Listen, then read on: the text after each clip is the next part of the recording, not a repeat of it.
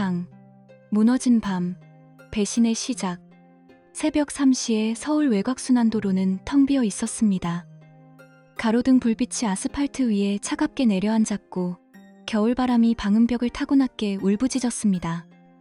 강력반 형사 강민석은 경찰 무전기에서 흘러나오는 잡음 섞인 목소리를 들으며 핸들을 쥐었습니다.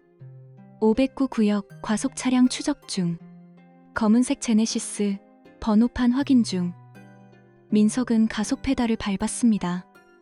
앞서 달리는 차량의 테일램프가 어둠 속에서 붉게 번졌습니다. 15년 차 형사로서 그는 수백 번의 추격을 경험했지만 오늘따라 가슴이 불안하게 뛰었습니다. 차량이 급커브를 돌았습니다. 민석이 뒤따라 방향을 꺾는 순간 상대 차량이 갑자기 속도를 줄이며 멈춰섰습니다. 민석은 브레이크를 밟으며 차에서 내렸습니다. 손은 자연스럽게 허리춤 권총에 닿았습니다. 차에서 내리세요. 경찰입니다. 운전석 문이 천천히 열렸습니다. 하이힐을 신은 여자가 비틀거리며 내렸습니다. 가로등 아래로 드러난 얼굴을 본 순간 민석의 심장이 멎었습니다. 지연? 한지연. 그의 아내였습니다. 지연의 얼굴은 창백했고 눈가에는 번진 마스카라 자국이 있었습니다.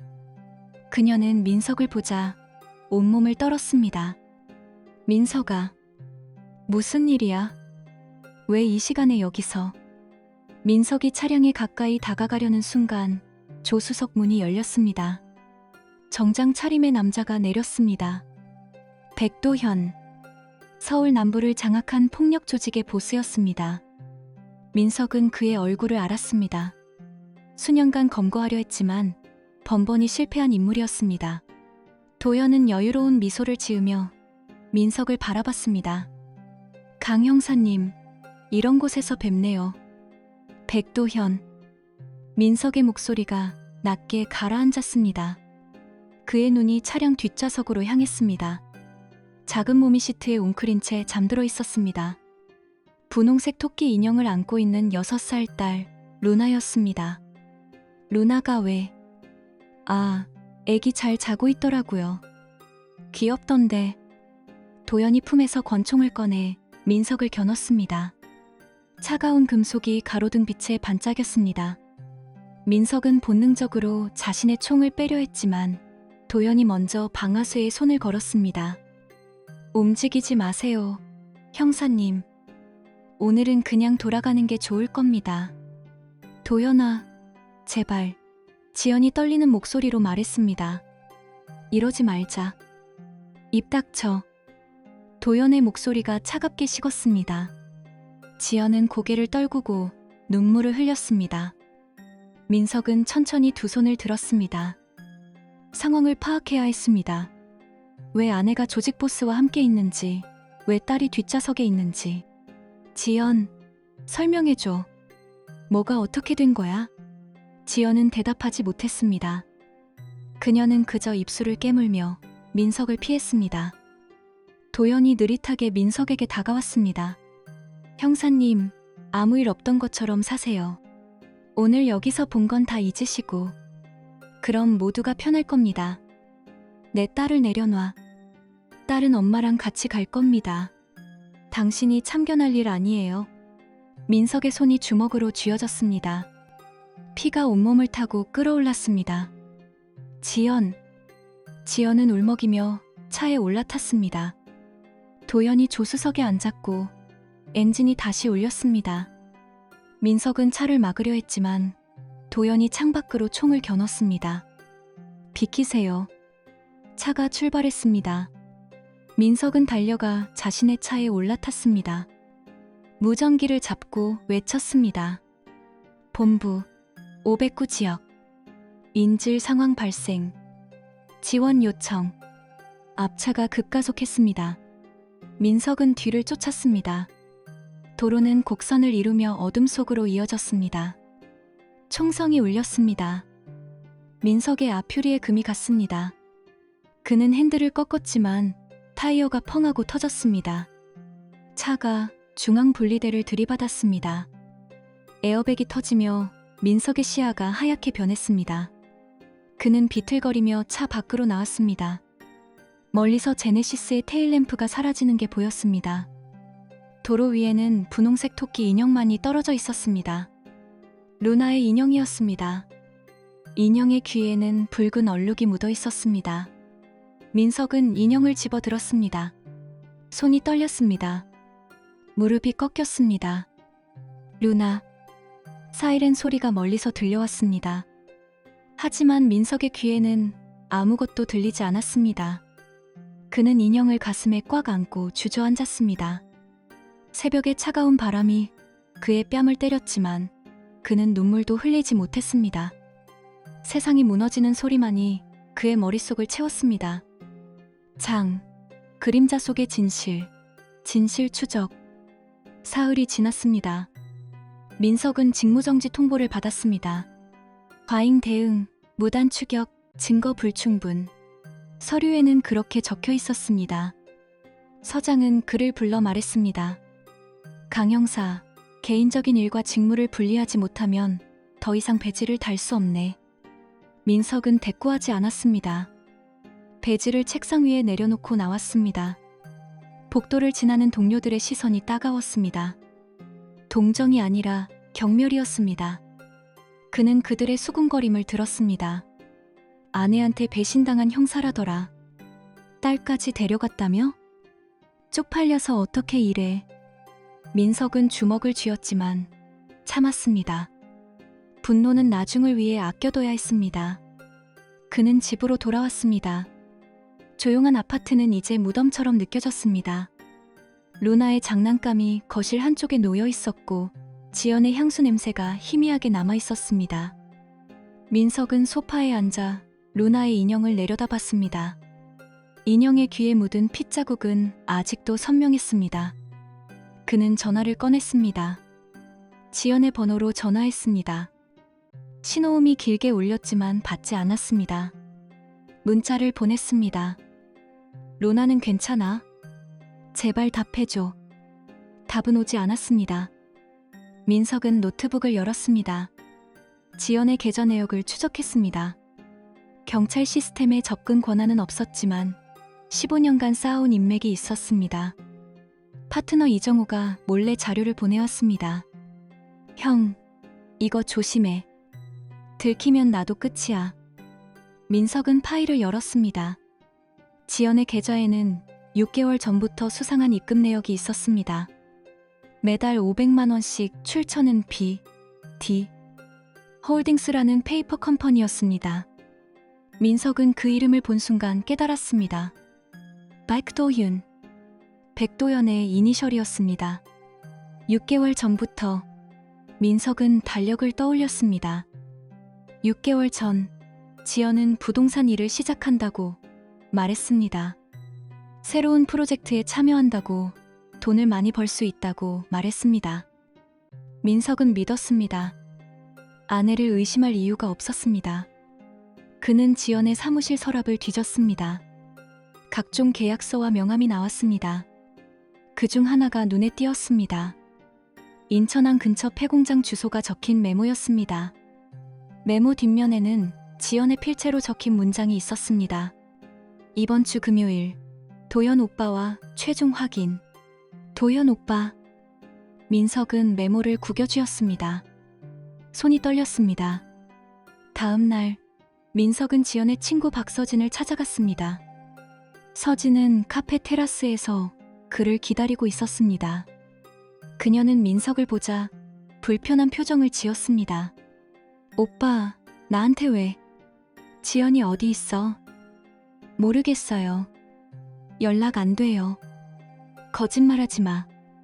넌 지연이랑 매일부터 다녔잖아. 서진은 잠시 망설이다가 한숨을 쉬었습니다. 오빠, 사실 지연이가 바뀌었어요. 6개월 전부터. 뭐가 바뀌었는데? 처음엔 협박당한다고 했어요.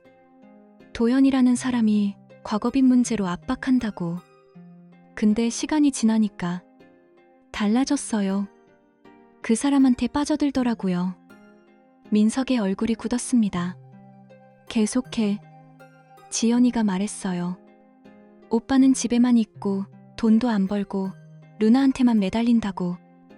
도현은 달랐대요. 돈도 많고 자기를 여자로 대해준다고. 그래서 지연이가 이혼하려고 했어요. 오빠를 가정폭력범으로 몰아서. 그러면 루나 양육권도 받고 위자료도 받을 수 있으니까. 민석은 아무 말도 하지 못했습니다.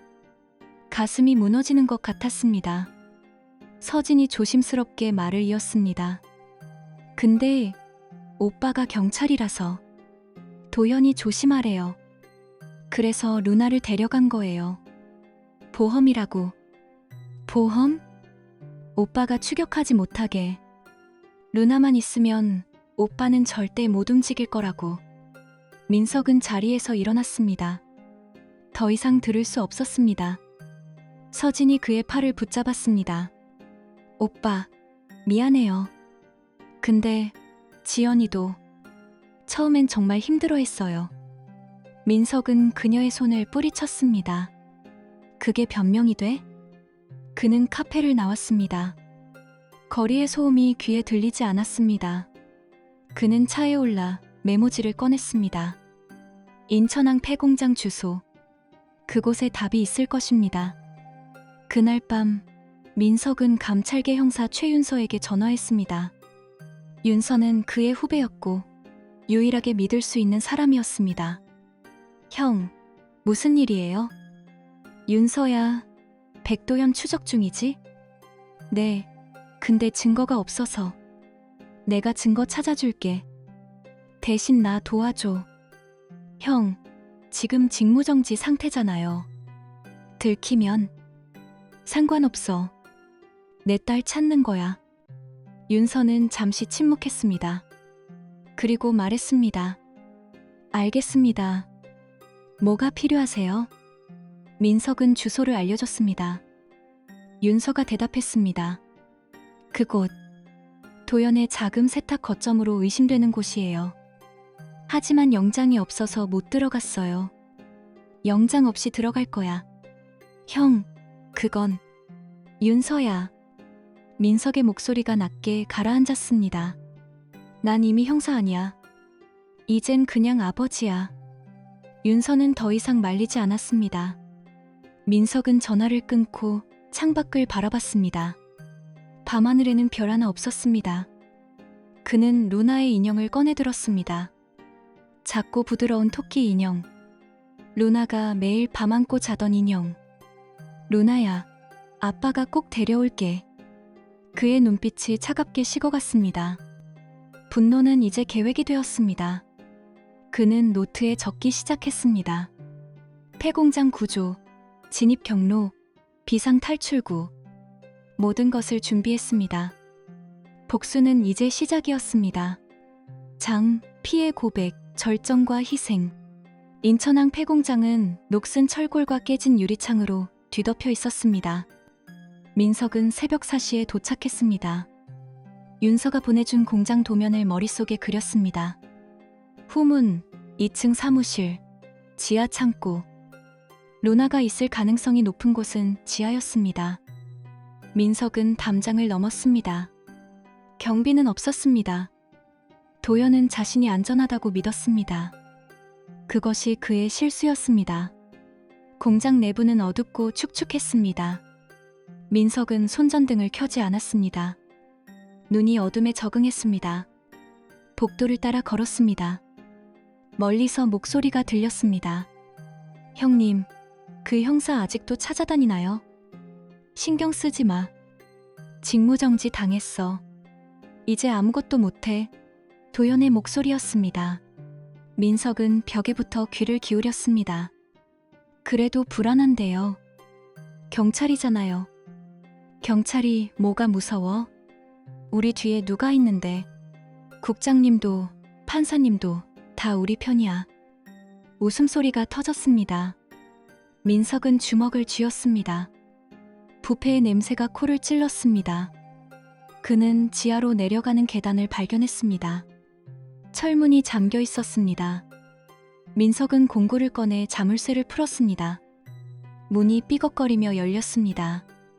지하는 창고였습니다. 쌓인 상자들 사이로 불빛이 새어나왔습니다. 민석은 조심스럽게 다가갔습니다. 그리고 그것을 봤습니다. 작은 침대. 그 위에 루나가 누워 있었습니다. 민석은 숨이 멎었습니다. 루나는 잠들어 있었습니다. 창백한 얼굴, 마른 입술. 하지만 숨을 쉬고 있었습니다. 살아 있었습니다. 민석은 다가가 루나를 조심스럽게 안아들었습니다. 루나의 눈이 천천히 떠졌습니다. 아빠? 쉿, 루나야. 조용히 해야 돼. 루나가 민석의 목을 껴안았습니다. 작은 몸이 떨렸습니다.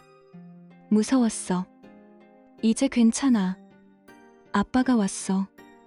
민석은 루나를 안고 일어섰습니다. 그때 뒤에서 목소리가 들렸습니다. 감동적이네. 도연이었습니다. 그는 권총을 들고 계단 입구를 막고 있었습니다.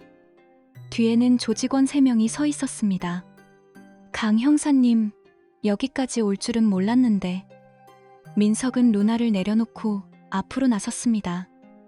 루나만 보내줘. 안 돼요.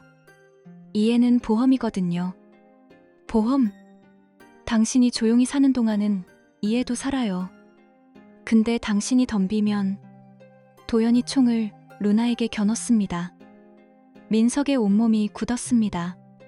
움직이지 마. 그때 또 다른 목소리가 들렸습니다. 도연아, 그만해. 지연이었습니다. 그녀가 계단을 내려왔습니다. 얼굴은 헬쑥했고 눈가는 부어 있었습니다. 지연.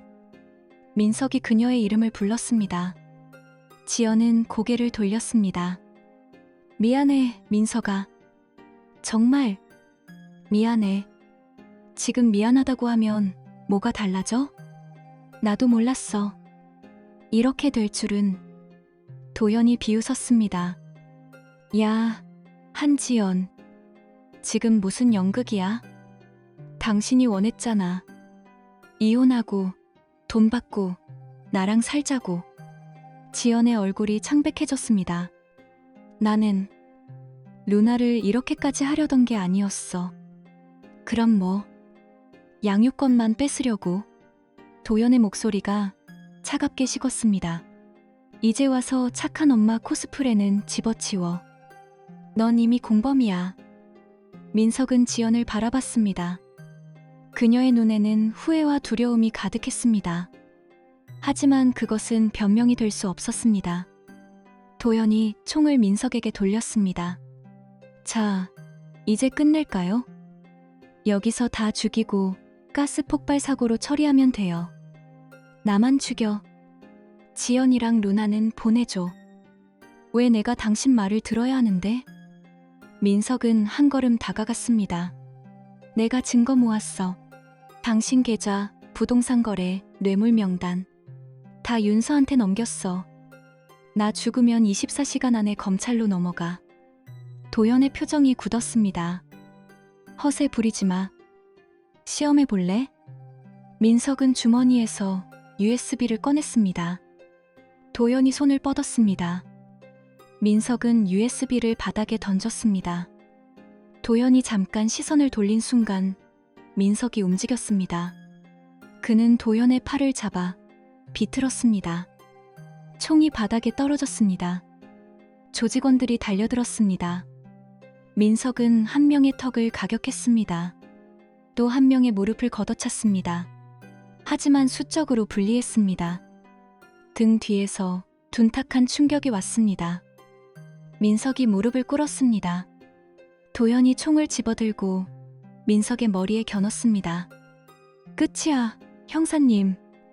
그 순간 지연이 도연에게 달려들었습니다. 하지 마. 두 사람이 난간 쪽으로 비틀거렸습니다. 총성이 울렸습니다. 지연이 비명을 질렀습니다. 그들은 함께 난간을 넘어 아래로 떨어졌습니다. 지우. 무거운 소리가 울렸습니다. 민석은 비틀거리며 일어났습니다. 루나가 울고 있었습니다. 그는 루나를 안았습니다. 괜찮아, 괜찮아. 아래층에서 신음소리가 들렸습니다. 민석은 루나를 안고 계단을 내려갔습니다. 지연이 바닥에 쓰러져 있었습니다. 머리에서 피가 흘렀습니다. 도연은 몇 미터 떨어진 곳에서 다리가 꺾인 채 신음하고 있었습니다. 민석은 지연 곁에 무릎을 꿇었습니다. 지연이 천천히 눈을 떴습니다. 민석아, 말하지 마. 곧 구급차 올 거야. 미안해. 정말 미안해. 지연의 손이 민석의 손을 잡았습니다. USB. 진짜야. 내 노트북에 도연의 모든 거래 기록, 경찰 명단 다 있어. 지연아, 루나, 잘 부탁해. 지연의 손에서 힘이 빠졌습니다. 그녀의 눈이 천천히 감겼습니다. 민석은 그녀의 이름을 불렀지만 대답은 없었습니다. 멀리서 사이렌 소리가 들렸습니다. 루나가 엄마를 불렀습니다. 하지만 지연은 더 이상 대답하지 않았습니다. 민석은 루나를 꼭 안고 고개를 숙였습니다. 그의 눈에서 눈물이 떨어졌습니다. 분노도 증오도 아니었습니다. 그저 공허함만이 남았습니다. 복수는 끝났지만 아무것도 돌아오지 않았습니다. 불타는 정의, 복수와 폭로. 장례식은 조용했습니다. 참석자는 민석과 루나 그리고 서진뿐이었습니다. 하늘은 잔뜩 흐렸지만 비는 내리지 않았습니다.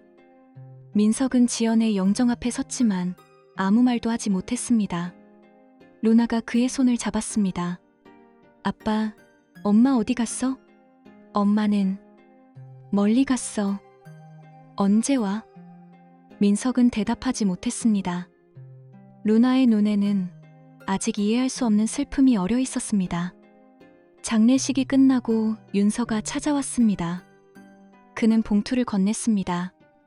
형, 지연 씨 노트북에서 찾은 파일들이에요. 민석은 봉투를 열었습니다. 수백 장의 문서가 들어 있었습니다. 부동산 거래 명세서, 계좌 이체 내역, 녹음 파일, 사진. 도연의 모든 범죄 기록이었습니다. 윤서가 말했습니다. 여기 경찰 고위 간부 12명, 판사 3명, 시의원 5명, 명단이 있어요. 전부 도연한테 뇌물 받았어요. 지연이 이걸 모았어? 네. 아마 나중을 대비한 것 같아요. 민석은 파일을 넘기며 생각했습니다. 지연은 도연을 사랑했을까요? 아니면 두려웠을까요? 욕망이었을까요? 생존이었을까요? 이제는 알 수 없었습니다. 형, 이거 검찰에 넘기면 도연은 최소 무기징역이에요. 공범들도 전부 잡힐 거고요. 민석은 고개를 끄덕였습니다. 윤서야, 고마워. 형이 할 일은 이제 루나를 지키는 거예요. 윤서는 민석의 어깨를 두드리고 떠났습니다. 사흘 뒤 검찰이 움직였습니다. 대대적인 수사가 시작됐습니다. 언론은 서울 최대 부패 스캔들이라고 보도했습니다. 경찰 간부 4명이 체포됐고 판사 2명이 구속됐습니다. 도연은 병원 침대에서 수갑을 찬 채 기소됐습니다. 민석은 텔레비전 뉴스를 보며 아무 감정도 느끼지 못했습니다. 정의가 실현됐지만 지연은 돌아오지 않았습니다. 루나는 매일 밤악몽을 꿨습니다. 민석은 그녀를 안고 자장가를 불렀습니다. 처음엔 어색했지만 점차 익숙해졌습니다. 아빠, 우리 이제 어떻게 돼? 괜찮아. 아빠가 있잖아. 엄마 보고 싶어. 민석은 루나의 머리를 쓰다듬었습니다. 아빠도 그래. 근데 엄마는 루나가 행복하길 바랄 거야. 루나는 민석의 품에서 천천히 잠들었습니다. 한 달이 지났습니다. 민석은 복직했습니다. 서장은 그를 불러 사과했습니다. 강 형사, 미안하네. 내가 너무 성급했어. 괜찮습니다. 이번 사건으로 경찰 내부가 뒤집혔네. 자네가 아니었으면 이 부패는 계속됐을 거야. 민석은 대꾸하지 않았습니다. 칭찬도, 인정도 필요하지 않았습니다. 그는 책상으로 돌아왔습니다. 동료들이 조심스럽게 다가왔습니다. 형, 고생 많았어. 루나는 괜찮아? 민석은 고개를 끄덕이며 미소를 지었습니다. 작은 미소였지만 오랜만의 미소였습니다. 퇴근 후 민석은 루나를 데리고 공원에 갔습니다. 루나는 그네를 타며 웃었습니다. 민석은 그녀를 밀어주며 생각했습니다. 지연은 실수했습니다. 욕망에 빠졌고 거짓말을 했고 가족을 배신했습니다. 하지만 마지막 순간 그녀는 루나를 지키려 했습니다. 그것만은 진심이었습니다. 민석은 용서할 수 없었습니다. 하지만 이해하려고 노력했습니다. 지연도 두려웠을 것입니다. 도연에게서 벗어나지 못했을 것입니다. 그리고 마지막엔 후회했을 것입니다. 아빠, 더 높이. 루나의 목소리가 민석을 현실로 돌아오게 했습니다. 그는 그네를 더 세게 밀었습니다. 루나가 하늘 높이 올라가며 웃었습니다. 그날 밤 민석은 지연의 사진을 꺼냈습니다. 결혼식 날 찍은 사진이었습니다. 그녀는 환하게 웃고 있었습니다. 민석은 사진을 오래 바라봤습니다. 지연아, 루나는 내가 지킬게. 약속해. 그는 사진을 서랍에 넣고 닫았습니다. 다음 날 아침, 루나가 민석을 깨웠습니다. 아빠, 오늘 학교 가는 날이야. 그래? 준비됐어? 응. 아빠가 도시락 싸줬잖아. 민석은 부엌으로 가서 도시락을 챙겼습니다. 서툴렀지만 정성을 다했습니다. 루나는 가방을 메고 민석의 손을 잡았습니다. 아빠, 나 잘할 수 있지? 물론이지. 루나는 용감한 아이니까. 아빠도 용감해. 민석은 웃으며 대답했습니다. 아빠는 루나 덕분에 용감해졌어. 두 사람은 함께 집을 나섰습니다. 아침 햇살이 따뜻했습니다. 민석은 루나의 작은 손을 꼭 잡았습니다. 세상은 여전히 불완전했습니다. 정의는 늦게 왔고 상처는 깊었습니다. 하지만 민석은 알았습니다. 복수는 끝이 아니라는 것을. 진짜 싸움은 지금부터라는 것을. 루나를 지키는 것. 그녀가 웃을 수 있게 하는 것. 그것이 민석의 새로운 목표였습니다. 그리고 그는 이번에는 절대 실패하지 않을 것입니다. 태양 아래의 망명, 새로운 시작. 겨울이 지나고 봄이 왔습니다. 루나는 학교에 적응했고 친구도 생겼습니다. 민석은 매일 아침 도시락을 싸고 저녁에는 루나와 함께 저녁을 먹었습니다. 평범한 일상이었지만 그것이 얼마나 소중한지 이제 알았습니다. 어느 날 저녁, 민석은 루나와 함께 식탁에 앉아 있었습니다. 루나가 그림을 그리고 있었습니다. 세 사람이 손을 잡고 있는 그림이었습니다. 루나야, 이거 누구야? 아빠, 나, 그리고 엄마. 민석의 가슴이 먹먹해졌습니다. 루나는 여전히 엄마를 그리워했습니다. 엄마, 보고 싶어? 루나가 고개를 끄덕였습니다. 응.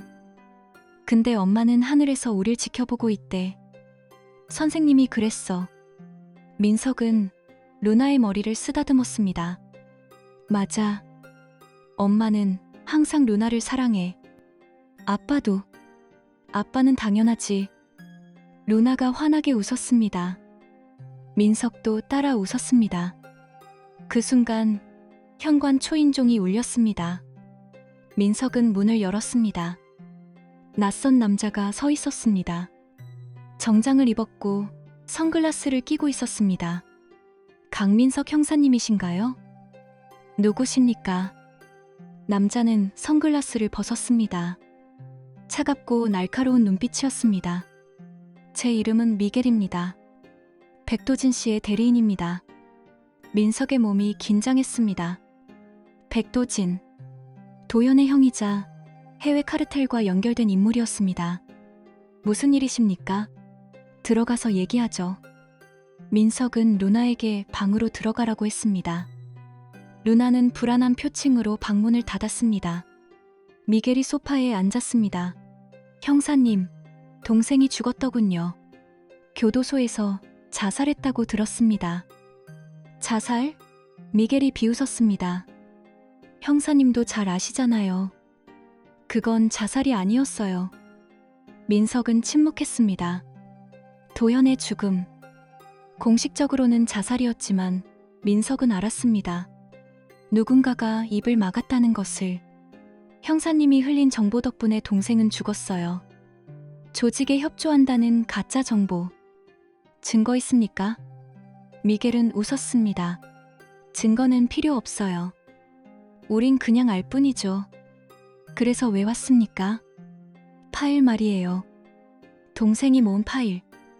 형사님 아내가 검찰에 넘긴 그 파일. 민석의 눈빛이 차갑게 식었습니다. 그 파일에는 한국 사람들만 있는 게 아니에요. 우리 조직 사람들 이름도 있어요. 그걸 전부 없애주세요. 거절하면? 미겔이 루나의 방을 바라봤습니다. 귀여운 딸이 있더군요. 루나라고 했나? 민석이 벌떡 일어섰습니다. 주먹을 쥐었습니다. 위협입니까? 아니요. 제안이에요. 파일을 없애주시면 우린 형사님을 건드리지 않아요. 거절하시면. 미겔은 명함을 테이블에 놓고 일어섰습니다. 일주일 드릴게요. 생각해보세요. 미겔이 떠났습니다. 민석은 명함을 집어들었습니다. 그리고 구겨서 쓰레기통에 던졌습니다.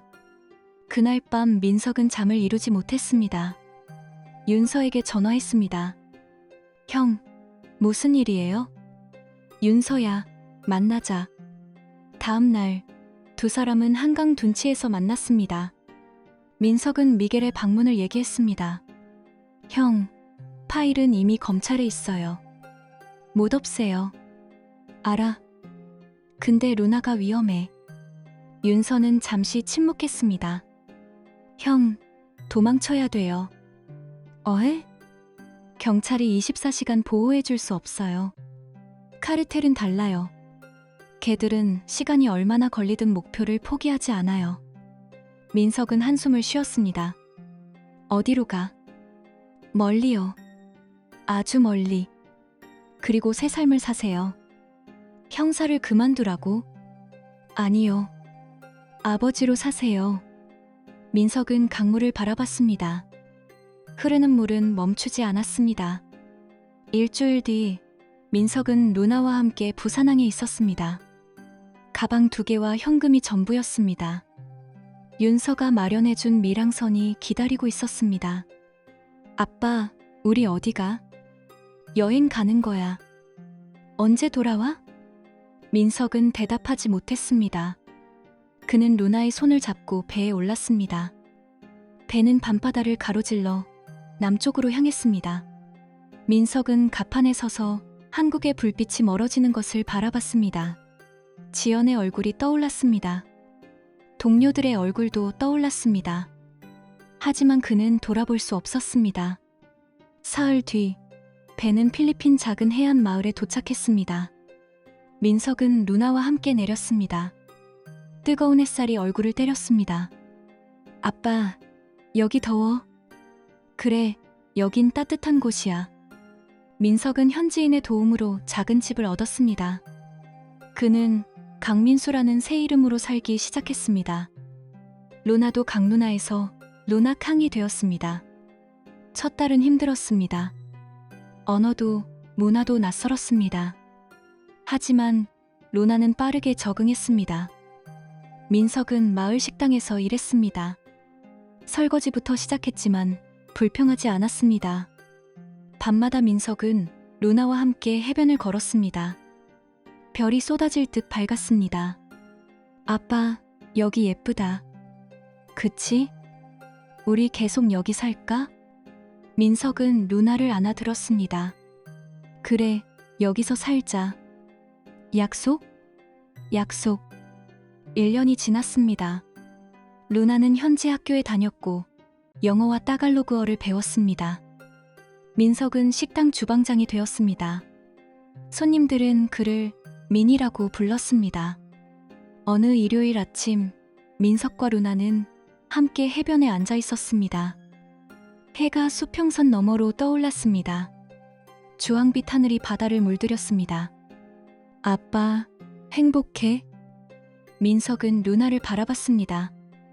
그녀는 건강했고 웃고 있었습니다.